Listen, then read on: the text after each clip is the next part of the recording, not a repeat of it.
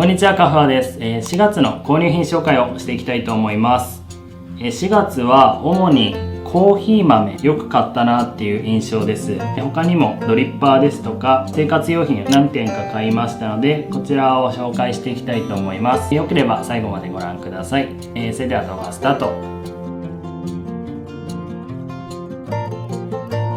まずは今月のコーヒー豆から紹介していきます。今月もカフェボックスから2種類のコーヒー豆が届きました。一つはルワンダのコーヒー豆、もう一つはスマトラのコーヒー豆が届いてます。ルワンダのコーヒー豆はアプリコット、ピーチがフレーバーノートとなっていて、フルーツのジューシーな味わいが感じることができました。スマトラのコーヒー豆はフレーバーノートがブラックティー、チェリーということで、少し紅茶のような味わいを感じることができました。どちらも美味しかったです。パッケージ可愛いですよね。ノルウェーから届くカフェボックスは主にノルウェーロースティングということで、浅入りのコーヒー豆が2種類毎回届くのですが、カフェボックスから届く深入りのコーヒー豆も気になったので、来月から浅入りではなく深入りが届くように設定しました。5月の購入品紹介では深入りのコーヒー豆どんな味だったのかっていうところも紹介していこうと思うので、ぜひそちらも来月見ていただければ嬉しいです。続いて紹介するコーヒー豆はポストコーヒーで単品購入したコーヒー豆3種類となっています。1つ目、スプリングブルームブレンド。スプリングブルームブレンドはアップルやマンダリンのような華やかな味わいにブラウンシュガーのような甘さを感じることができるコーヒーということで、春の陽気にぴったりなコーヒーを飲むことができました。青色のパッケージはコスタリカのダークカンデリージャというコーヒー豆です。こちらは深入りのコーヒー豆となっていて、どっしりとしたコーヒーを飲みたい時に購入しました。このコーヒー豆は結構香ばしい香りがしたのですが、甘さを感じることもできました。3つ目は夜用に買ったデカフェになります。こちらはインドネシアのアチェという品種です。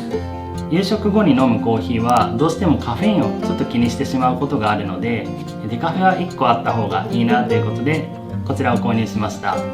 ポストコーヒーは以前まではサブスクリプション限定のサービスだったのですが、4月から単品購入もできるようになりました。これが非常に便利で、もしポストコーヒーのコーヒーどんな味なんだろうって気になってた方はぜひそちらもチェックしてみてください。詳しくはポストコーヒーを単品購入した動画も上げていますので、そちらもご覧ください。続いて紹介するコーヒー豆は業務スーパーで購入したコーヒー豆2種類になります。白色のパッケージは深入りのコーヒー豆、赤色のパッケージは中深入りのコーヒー豆となっています。驚いたのが 400g でお値段は500円程度、とてもコスパの高いコーヒー豆でした。安いコーヒー豆なので味は大したことないのかなと思っていたのですが、実際に飲んでみたら全然値段に引けを取らない美味しいコーヒーが入れることができました。業務スーパーで購入したこの2種類のコーヒー豆に関しては単品で味比べの動画を今作っている途中です。多分次回の動画は業務スーパーのコーヒー豆の動画になると思うので、ぜひそちらもご覧ください。次に紹介するのがカルディで購入したインスタントコーヒーです。一つはカルディザ・マイルドというコーヒーです。こちらは先日インスタントコーヒーの飲み比べの動画でも登場したインスタントコーヒーです。飲み比べの際、正直僕は一番苦手だと感じてしまったインスタントコーヒーで、なかなか匂いに特徴があるインスタントコーヒーでした。ちょっとこれは僕の好みなのか、それとも一般的にそんなに美味しくないコーヒーなのか、ちょっと疑問が残るところなので、もしこのカルディのインスタントコーヒーいつも飲んでるよ、飲んだことあるよって方いたらぜひコメントください。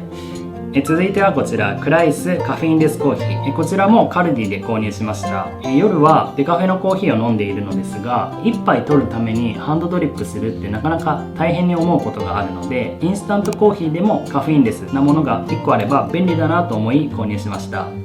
味は普通のインスタントコーヒーと変わらなく結構飲みやすい印象です。続いてはこちらタオカコーヒーのカフェインレスのコーヒー豆です。品種はエチオピアです。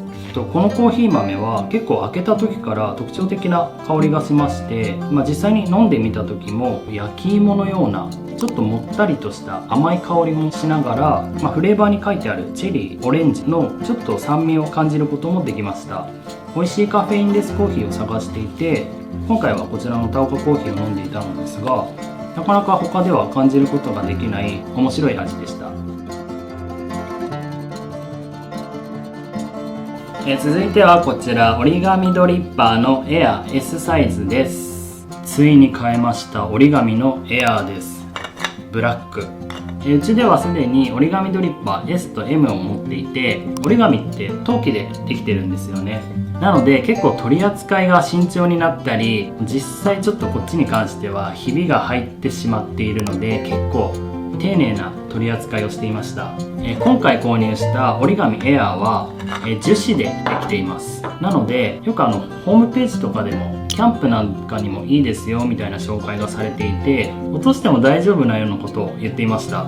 このブラックめちゃめちゃかっこいいですよね。インテリアにも映えそうです。プラスチックということでちょっと中透けてるんですよね。表面はサラサラした感触に対して内側はツルツルとしています。でこのドリッパー1000円ちょっとで買えて、結構今人気で売り切れてるところも多いんですよね。このドリッパーには専用のホルダーも、別なんですが販売しています。ちょうどこのギザギザに対してドリッパーのギザギザがぴったりフィットするように設計されています。もともと折り紙ドリッパーは愛用していたんですが、結構長く使っているのでちょっと傷が入っていたりとか古くなってしまったので、今回新しく買いました。でこっちの樹脂のホルダーに関しても前の折り紙ドリッパー、これもぴったりセットすることができて、大きいドリッパーでもぴったりフィットすることができます。やっぱ折り紙ってこの見た目とカラフルな色合いがとても可愛いので結構集めたくなってしまいますよね。今回は黒購入したのですが、いろいろなカラー展開があるので今後もどっかのタイミングでこの折り紙ドリッパーは集めていきたいなと思ってます。これめちゃめちゃ気に入ってます。先ほどの折り紙のドリッパー用に今回ウェーブフィルターも新たに2種類購入しました。こちらもサイズ展開が12から24用と2種類があります。折り紙ドリッパーは円錐のフィルターかこのウェーブフィルターが対応となっていまして、ウェーブフィルターに関しては溝にぴったりフィットするようになっています。2から4人用のウェーブフィルターはこのちっちゃい方に入れると少し溢れてしまいますので、ちゃんとサイズが合ったものそれぞれ使っています。続いてはコーヒーとは別の商品になってしまいますが、一応このカフはコーヒーと暮らしということでちょっと暮らしの購入品も今回から少しずつ紹介していこうと思います。まず1つ目なんですが、こちらのゲーム機を壁に取り付けるウォールマウントを購入しました。僕自身結構ゲームが好きで、今映っているプレイステーション5、任天堂スイッチをテレビにつけてよく遊んでいたのですが、ゲーム機は壁につければ下にある棚はいらなくなるんじゃないかと思い、今回ゲーム機を壁につけるマウントを購入しました。こちらは Amazon で1000円から2000円程度、結構安い商品だったのですが、意外とこのゲーム機本体にぴったりと設置できるような構造となっていました。これをつけたことによって空間が広くなって見た目もすっきりしたのでとてもおすすめです。もし Nintendo Switch や PlayStation 等をテレビの前に置いている方がいたら、こういった壁掛けも検討してみてはどうでしょうか。続いてはこちらビタクラフトのフライパンソフィア2とミニパンセットです。以前使っていたフライパンが結構劣化してきてしまったので総入れ替えをしました。チラシにこのビタクラフトのフライパンが紹介されていて、実際にネットで調べていくうちに結構これいいな欲しいなと思って購入しました。今回買ったミニパンセットのように結構値段が張るものって今まで使ってきてこなかったのですが、長く使えるということで結構見た目が気に入っているので、これから長く愛用できたらなと思っています。続いてはこちら3種ミックスナッツです。結構楽天の買い回りっていうのを参加しているのですが、このミックスナッツ3種類今回初めて購入してみました。お値段1248円。ナッツってよく体にいいって聞くので、買い回りのついでに買ってみました。3種類ということで中身がアーモンド、くるみ、カシューナッツの3種類入っています。これ 850g って相当入ってます。で1200円ぐらいだからかなり値段は安いですよね。お昼ご飯食べてから夕ご飯食べる前までとかに小腹が空いてしまうことがあるので、こういったナッツですね、10粒くらい食べると意外とお腹膨れるんですよね。でこれは無塩ということで結構塩分も気にせずに食べることができるので、楽天の買い回りとかによく参加されている方はこういったナッツ結構おすすめです。続いてはこちらエレコムの汚れ落としのウェットシートと三和サプライの液晶用のウェットシートになります。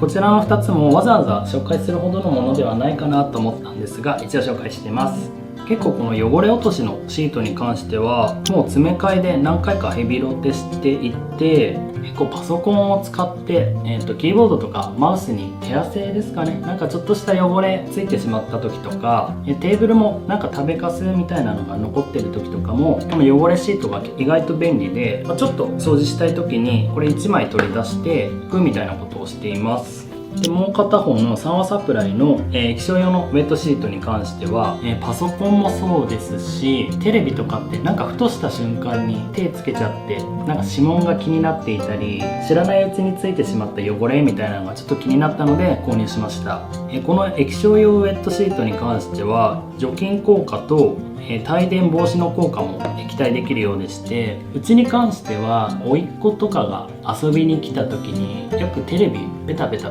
触ったりするんですよね。そういった時にウェットシートで拭いてあげたりすると綺麗になるのでこのウェットシートはおすすめです。続いてはこちら、コーヒーのポスターを購入しました。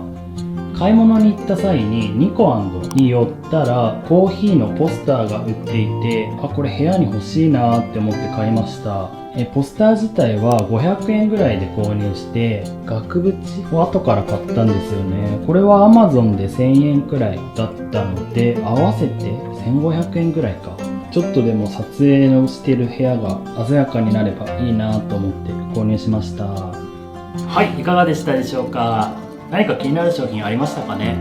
結構この購入品紹介は僕の動画の中でも見ていただけている回数が多いので今後も続けていきたいと思います。いつもご視聴いただいてありがとうございます。本当は4月に購入したんだけど納期の都合上今回の動画で紹介できなかった商品もあるのでぜひ5月の購入品紹介で紹介させていただければと思います。この動画が良かったと思った方はグッドボタン、チャンネル登録の方よろしくお願いします。ではまた次回の動画でお会いしましょう。ご視聴いただきありがとうございました。